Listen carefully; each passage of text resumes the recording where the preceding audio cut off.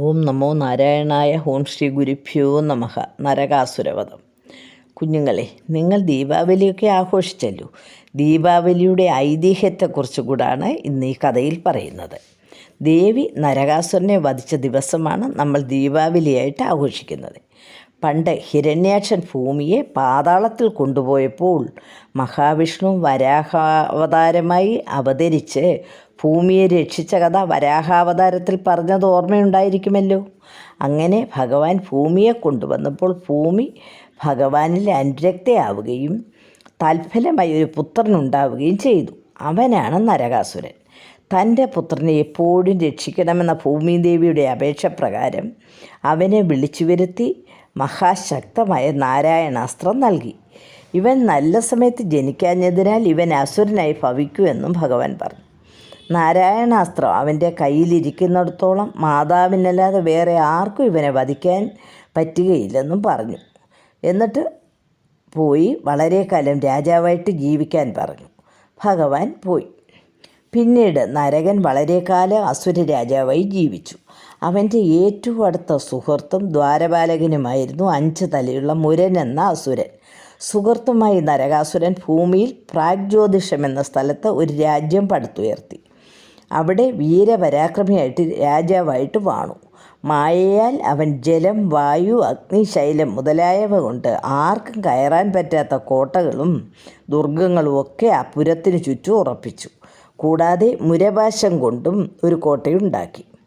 മാതാവിനല്ലാതെ മറ്റാർക്കും തന്നെ വധിക്കാൻ പറ്റുകയില്ലെന്നുള്ളതും വിഷ്ണു നൽകിയ അസ്ത്രങ്ങളും ഉണ്ടായതിനാൽ നരകാസുരൻ അഹങ്കാരിയായി അധർമ്മങ്ങളെല്ലാം ചെയ്തുകൊണ്ടിരുന്നു. നരകൻ്റെ പേര് കേട്ടാൽ ആരും ഞെട്ടിവിറയ്ക്കുമായിരുന്നു. നല്ലവരായ അനേകം രാജാക്കന്മാരെ വധിച്ച് അവരുടെ പുത്രിമാരെ എല്ലാം കൊട്ടാരത്തിലിട്ട് പൂട്ടി. പിന്നീട് ഇന്ദ്രലോകത്ത് പോയി ഇന്ദ്രനെ തോൽപ്പിച്ചിട്ട് ഇന്ദ്രമാതാവായ അതിഥിയുടെ കർണകുണ്ടലങ്ങളും ഇന്ദ്രൻ്റെ ആസ്ഥാനവും നരകൻ കവർന്നെടുത്തു. ദുഃഖിച്ചിരുന്ന ഇന്ദ്രൻ്റെ അടുത്ത് ഭക്തവത്സലനും കരുണാനിധിയുമായ കൃഷ്ണനെ ചെന്ന് കണ്ട് സങ്കടം പറയാൻ നാരദൻ ഉപദേശിച്ചു. അങ്ങനെ ഇന്ദ്രൻ ദ്വാരകയിൽ ചെന്ന് സങ്കടമെല്ലാം കൃഷ്ണനോട് പറഞ്ഞു. ഉടൻ തന്നെ കൃഷ്ണൻ സത്യഭാമയോടുകൂടി പ്രാഗ്ജ്യോതിഷത്തിലെത്തി. കവാടത്തിന് പുറത്തുനിന്ന് ഒന്ന് നോക്കിയിട്ട് പാഞ്ചജന്യം മുഴക്കി. എന്നിട്ട് മലകളെ ഗത കൊണ്ടും ശസ്ത്രങ്ങളെ അസ്ത്രങ്ങൾ കൊണ്ടും നശിപ്പിച്ചു. ജലം, തീ, കാറ്റ് ഇവ കൊണ്ടുള്ള കോട്ടകളെല്ലാം ചക്രം കൊണ്ടും മുരപാർശ്വത്തെ വാളുകൊണ്ടും വെട്ടി നശിപ്പിച്ചു. 5 തലയുള്ള മുരാസുരൻ പാഞ്ചജന്യത്തിൻ്റെ ശബ്ദം കേട്ട് വെള്ളത്തിൽ നിന്ന് എഴുന്നേറ്റ് വന്ന് ഭഗവാനുമായിട്ട് ഘോരമായ യുദ്ധം നടത്തി. അവസാനം ഭഗവാൻ ദിവ്യാസ്ത്രം തൊടുത്ത് അവൻ്റെ ശിരസ്സുകൾ ഓരോന്നായി മുറിച്ചിട്ടു. അച്ഛനെ വധിച്ചതറിഞ്ഞ മക്കൾ യുദ്ധത്തിനെത്തി. അവരെ എല്ലാം ഭഗവാൻ വധിച്ചു. കൂടാതെ നരകൻ്റെ സൈന്യവും ഒട്ടുമുക്കാലും നശിച്ചു. പിന്നെ ദുഃഖവും ക്രോധവും മൂണ്ട നരകാസുരൻ യുദ്ധത്തിന് വന്നു.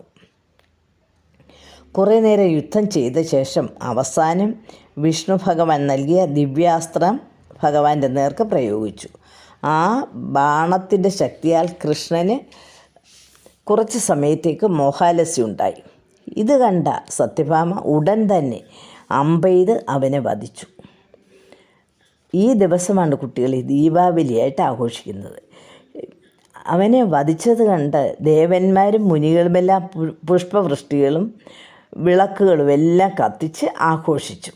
അത് കഴിഞ്ഞ് ഭൂമിദേവി വന്ന് കുണ്ടലങ്ങളും വെൺകൊറ്റക്കുടകളും എല്ലാം കൊണ്ടുവന്ന് ഭഗവാന്റെ കാൽക്കൽ വെച്ചു. എന്നിട്ട് ഭൂമിദേവി ഭഗവാനെ സ്തുതിച്ചു. ഭൂമിദേവിയെ പറഞ്ഞു വിട്ടിട്ട് നരകൻ്റെ ജഡം ആചാരവിധി പ്രകാരം സംസ്കാരം ചെയ്തു. നരകൻ ഭഗവാന്റെ പുത്രനാണല്ലോ.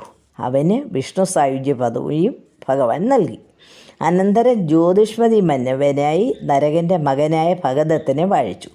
പിന്നെ നരകൻ്റെ കൊട്ടാരത്തിൽ കഴിഞ്ഞിരുന്ന 16,000 കന്യകമാരെ മോചിപ്പിച്ച് ദ്വാരകയിലേക്ക് കൊണ്ടുവന്നു.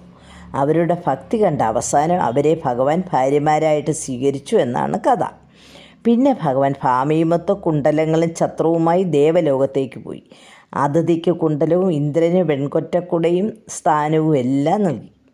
ഭാമയുടെ സൗന്ദര്യം കണ്ട ദേവവനിതകൾ അതിശയിച്ചു. യാത്ര ചൊല്ലി മടങ്ങുന്നതിനിടയിൽ അവിടെ മനോഹരമായ പാരിജാതം സുഗന്ധം പരത്തി പൂത്തുലഞ്ഞു നിൽക്കുന്നത് കണ്ടു. ഇതിൻ്റെ ഒരു കമ്പ് ഒടിച്ചുകൊണ്ട് പോകാമെന്ന് ഭാമ പറഞ്ഞു. കൃഷ്ണൻ ഒരു കൊമ്പൊടിച്ച് മുന്നോട്ട് നടന്നു. ഇത് കണ്ട ഇന്ദ്രന് ദേഷ്യം വന്ന് യുദ്ധത്തിനൊരുങ്ങി. യുദ്ധം ചെയ്യണ്ട, കമ്പ് തിരിച്ചു നൽകാമെന്ന് പറഞ്ഞു. എന്നാൽ കുണ്ടലവും ഛത്രവും സ്ഥാനവും എല്ലാം തിരിച്ചു നൽകണമെന്ന് പറഞ്ഞു. ഇതൊന്നും ശ്രദ്ധിക്കാതെ ഇന്ദ്രൻ ആക്രമണം തുടർന്നു. അവസാനം ഇന്ദ്രൻ്റെ കിരീടം തെറിച്ചു വീണു. അപ്പോൾ തൻ്റെ ഇന്ദ്രപ്പട്ടം പോകുമോ എന്ന് ഭയന്നു. ഭഗവാൻ അവനെ പരാജയപ്പെടുത്തിയിട്ട് പാരിജാതവും കൊണ്ട് ദ്വാരകയിലെത്തി. ഭാമയുടെ അന്തഃപുരത്തിനടുത്ത് നട്ടുപരിപാലിച്ചു. കുട്ടികളെ, മകനായാലും അധർമ്മം പ്രവർത്തിച്ചാൽ ഭഗവാൻ വധിക്കുമെന്ന് മനസ്സിലായല്ലോ. അതുപോലെ തന്നെ ഭഗവാനാണെങ്കിൽ പോലും ഒരു സാധനം അവരുടെ അനുവാദമില്ലാതെ എടുത്താൽ പറ്റുന്ന ബുദ്ധിമുട്ടുകളും കണ്ടല്ലോ. ഇന്ദ്രന് കുണ്ടലവും ഛത്രവും തിരിച്ചു കൊടുത്തെങ്കിലും അതിനുള്ള നന്ദി കാണിക്കാതിരുന്നത് ഇന്ദ്രൻ്റെ അവിവേകം കൊണ്ടാണ്. കുഞ്ഞുങ്ങളെ, ഈ കഥകളൊക്കെ പറയുന്നത് കഥയുടെ തത്വം നിങ്ങൾ മനസ്സിലാക്കാനാണ്. കഥ മാത്രം കേട്ടാൽ പോരാ, അത് ശ്രദ്ധിച്ച് അതിലെ നന്മയും തിന്മയും നിങ്ങൾ മനസ്സിലാക്കണമെന്ന് പറഞ്ഞുകൊണ്ട് കഥ നിർത്തുന്നു. ഹരി ഓം തത്സത്.